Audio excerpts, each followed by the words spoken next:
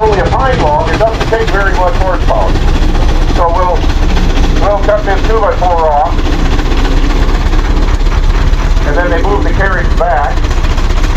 They get a little bump in the RPM, then come in for the second cut. And that's still demanding about the same amount of horsepower.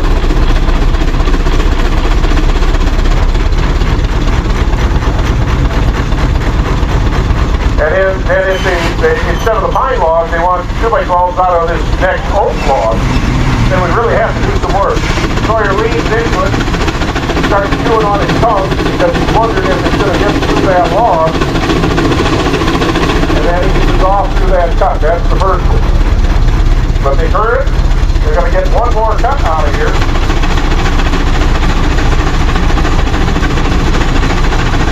And that's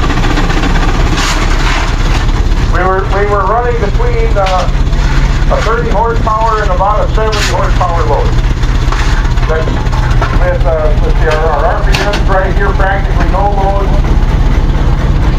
275 is the RPM I'm reading on this pack. I don't know if two pulleys are the exact same diameter, so there might be a little bit difference there, but go from my reading of 275.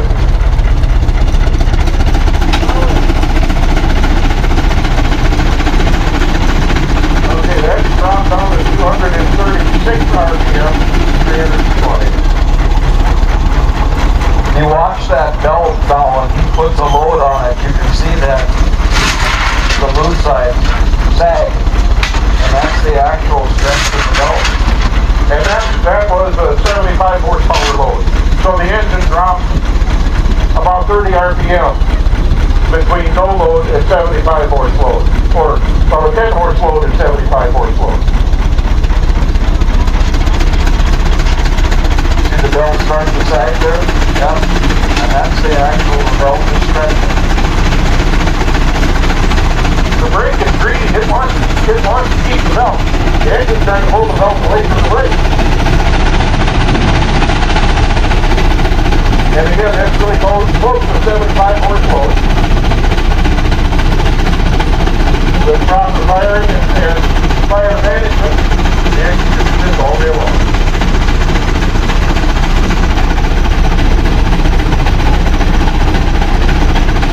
Yeah, you can see real plain now how in the wind how that tight side is holding the flat side from moving. From going.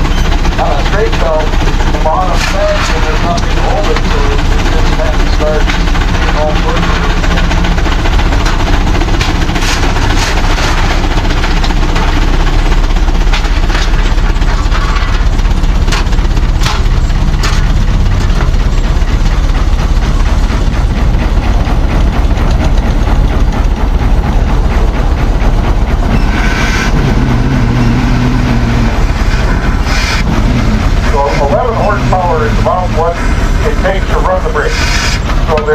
That's just what it takes. It's taking this engine this day just to run all the machinery here. So from 11 horsepower to about 70 horsepower.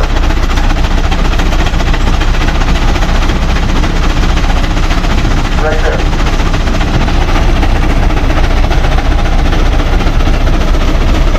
Now when the safety valve was going off a little bit earlier, I did lean into the brake and put quite a load on the engine, because as the engine tries to slow down, the governor opens up and you use more steam that way. So I was trying to help shut up the safety valve. And there's sometimes when the firing conditions are just right, you put a load on the engine and the safety valve will close. You take the load off, it would pop open again, so you put the load back on and shut the thing up.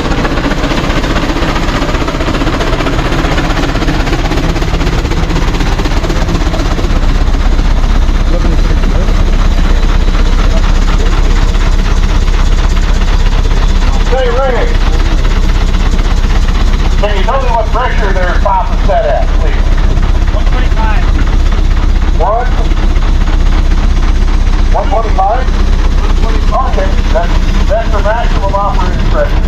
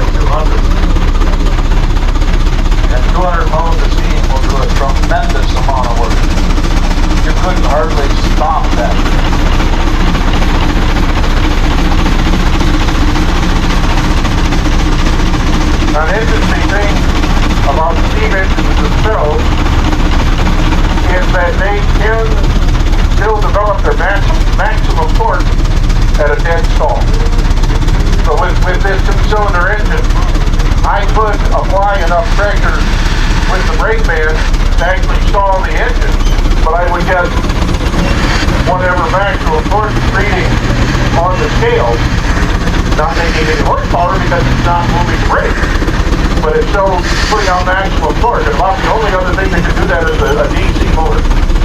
Because you can install a DC motor and it'll go to its maximum torque. But you don't want to do that for very long unless you're going to put a new com on it or replace the breath.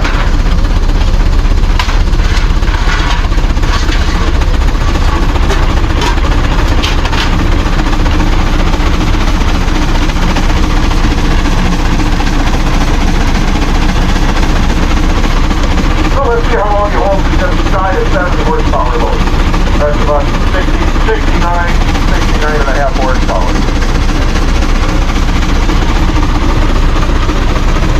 And again, 1,575 foot-pounds of torque to be applied to the brake here.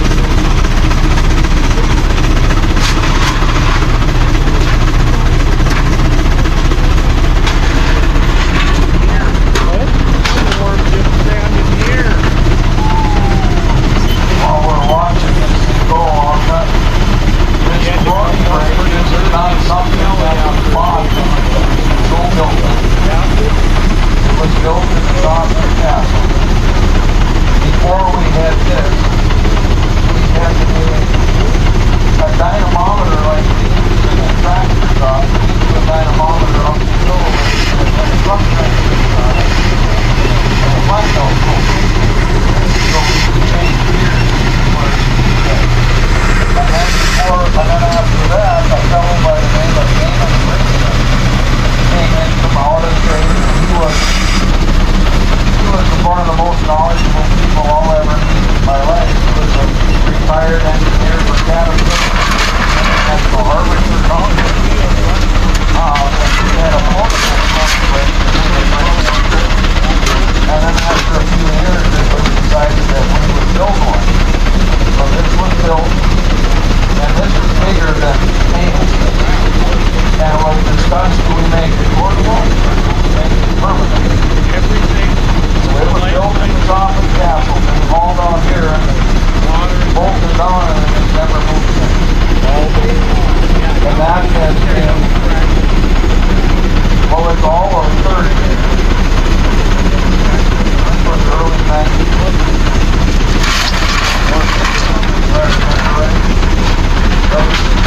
I started coming